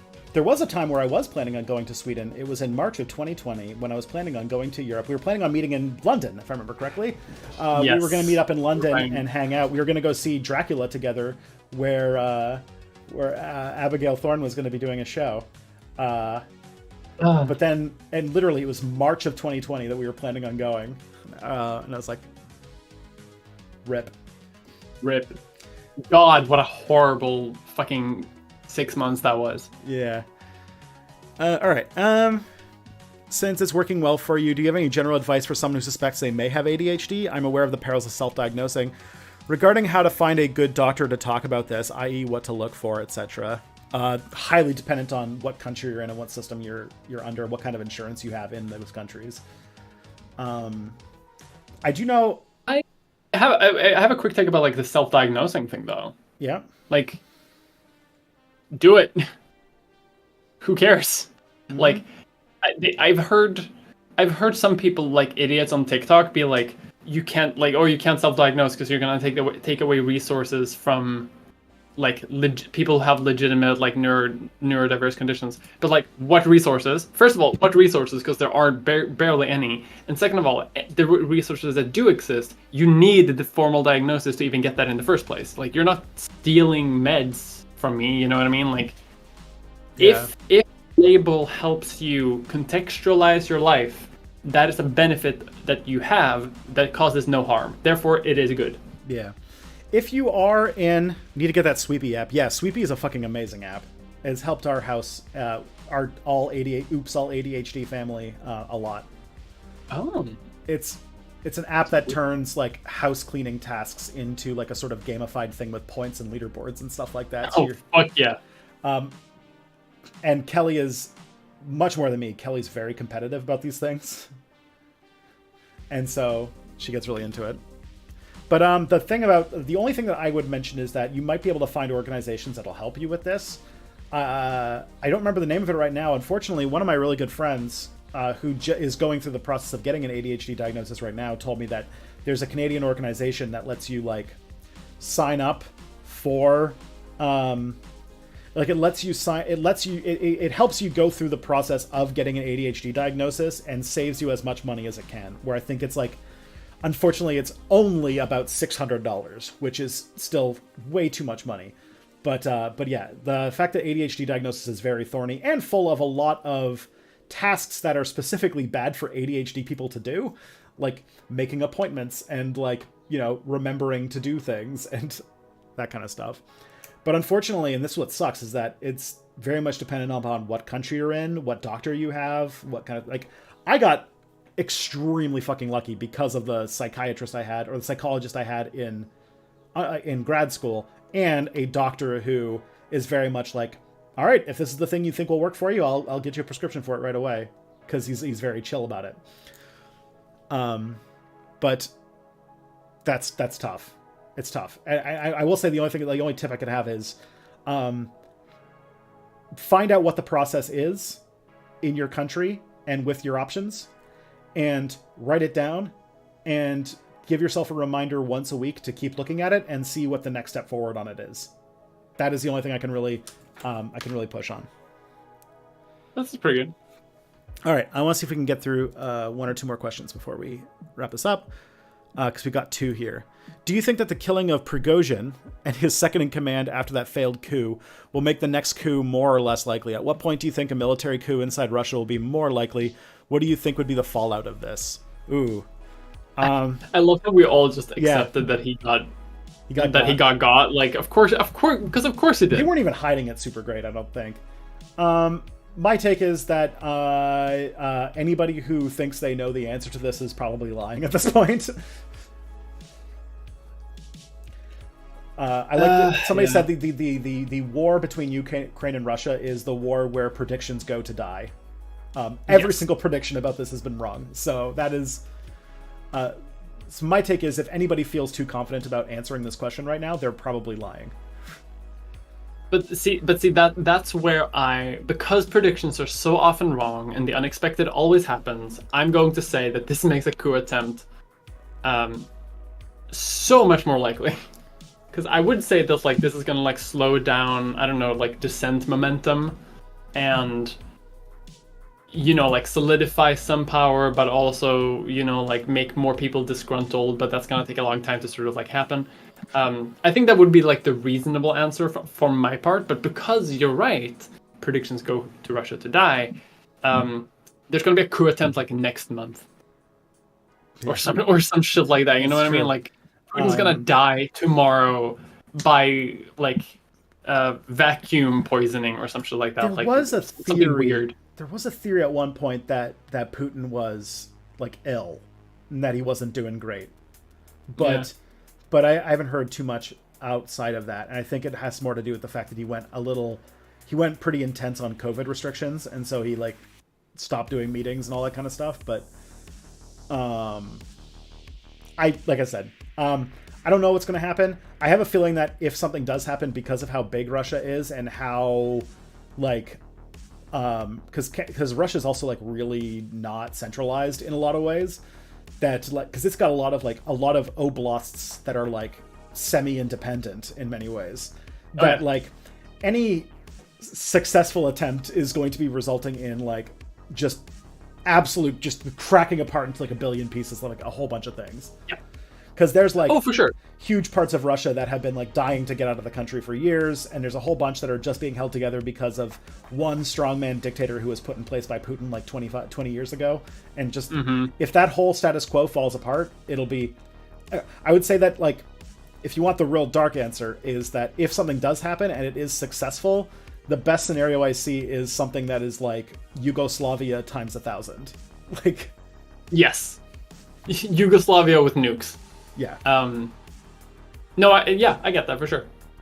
I legitimately think that this might happen, like even in the best case scenario. Because Putin has centralized so much power into himself since he became president. Like he already had a lot of power when he took power, but he has more of it now. And he has like no successor.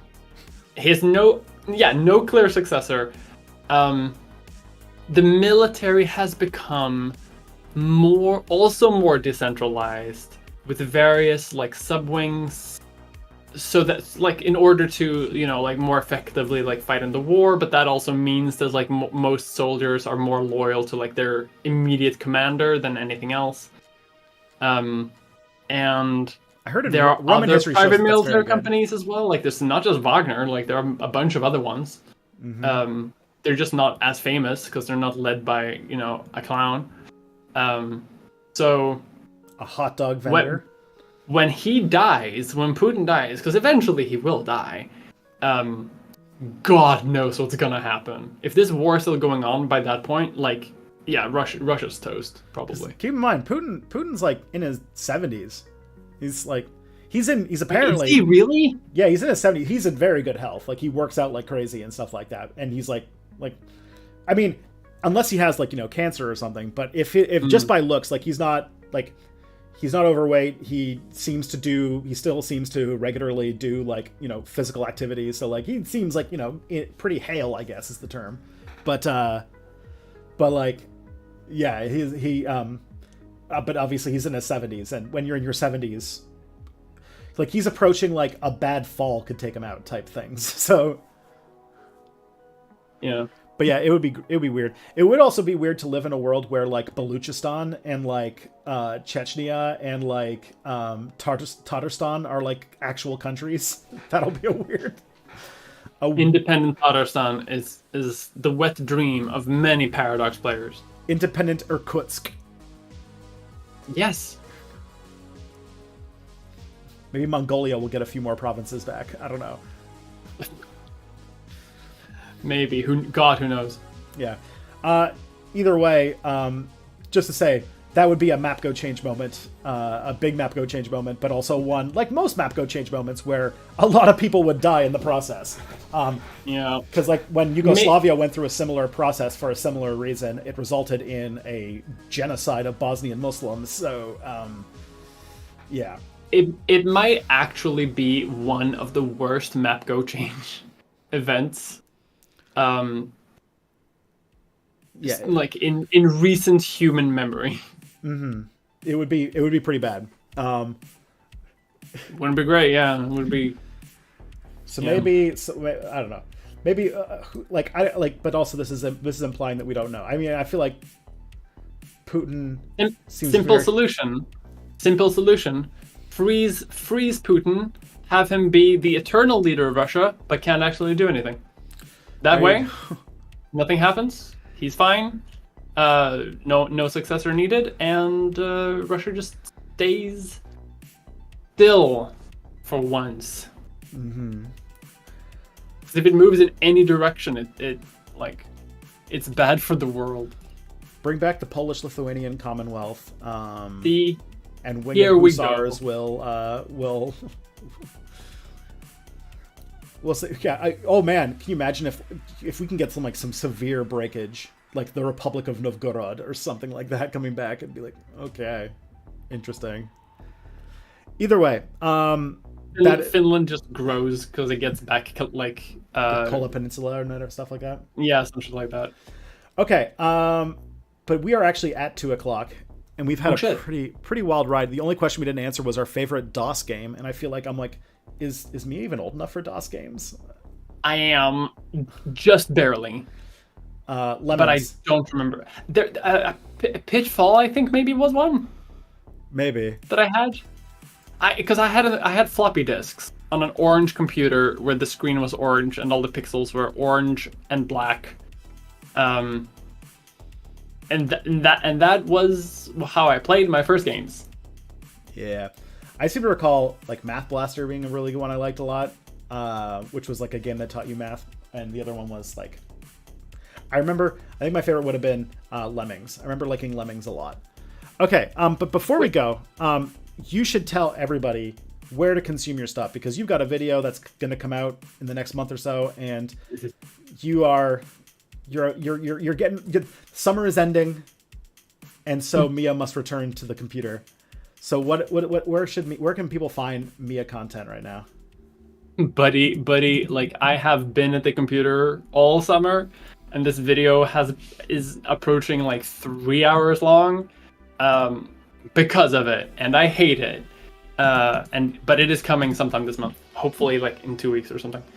Hopefully sooner, but God knows. You can find my stuff on Mia Mulder, not miamulder.com, because like I'm still fixing that. But you can go to youtube.com/@miamulder, because like that's how our new names work. And you can find me on twitter.com/potatopolitics, or on that's fine. Alrighty. Go to nebula.tv/miamulder and watch my stuff. Yeah. And everybody, I'll be back. I actually will not be streaming next week, unfortunately. I'm actually going away for the weekend. I have some friends who are moving to Australia at the end of the year, so we decided to have like one last weekend where all 5 of us go out, and we rented we got an Airbnb cottage, and we're just gonna like drink and eat and have fun at the beach. Fun. Yeah. That sounds great. And so that's gonna be my one last shebang. Yeah. Or not last, but you know what I mean. One last shebang before they're moving to Australia in like November, December. So, but yeah. But either way, so I won't be streaming next week. So in the meantime, take care of yourselves.